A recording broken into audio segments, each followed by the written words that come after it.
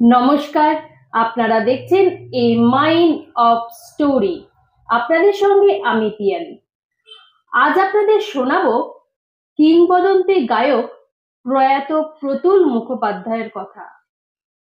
তিনি কিভাবে এই গায়ক হয়ে উঠেছিলেন, অর্থাৎ কিংবদন্তি গায়ক হয়ে উঠেছিলেন, সেই কথাই আজ আপনাদের শোনাবো। ভিডিওটি ভালো লাগলে লাইক, ফলো, শেয়ার এবং সাবস্ক্রাইব করবেন।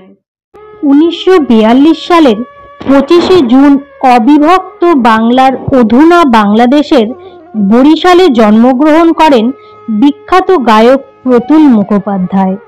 তিনি ছিলেন একাধারে একজন বাঙালি গায়ক, সৃজনশীল শিল্পী এবং গীতিকার। তিনি গোসাইবাগানের ভূত চলচ্চিত্রে নেপথ্য কণ্ঠ দেন। প্রতুল মুখোপাধ্যায়ের বাবা প্রভাতচন্দ্র মুখোপাধ্যায় ছিলেন সরকারি স্কুলের শিক্ষক ও মা বাণী মুখোপাধ্যায় ছিলেন গৃহিণী। দেশ বিভাগের সময় তিনি তার পরিবারের সাথে ভারতে চলে যান। তার শৈশব কেটেছে পশ্চিমবঙ্গের হুগলি জেলার চুঁচুড়ায়। ছোটবেলা থেকেই তিনি নিজের লেখা ও সুরে গান গাইতেন। মাত্র 12 বছর বয়সে কবি মঙ্গলাচরণ চট্টোপাধ্যায়ের আমি ধান কাটার গান গাই কবিতায় প্রথম সুরারোপ করেন। বিখ্যাত গান আমি বাংলায় গান গাই ও ডিঙা ভাষাও সাগরে গানের লেখক ও গায়ক ছিলেন তিনি।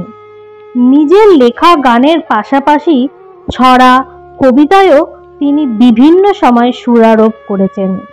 দীর্ঘ রোগ ভোগের পর কলকাতার পিজি তথা SSKM হাসপাতালে তার মৃত্যু হয় 15ই ফেব্রুয়ারি 2025 সালে 82 বছর বয়সে। আজ আপনাদের শোনালাম কিংবদন্তি গায়ক প্রয়াত প্রতুল মুখোপাধ্যায়ের কথা। ভিডিওটি কেমন লাগলো তা অবশ্যই নিচের কমেন্ট বক্সে জানাবেন। পরবর্তীতে আমরা আবারও আসবো নতুন কোনো গল্প নিয়ে।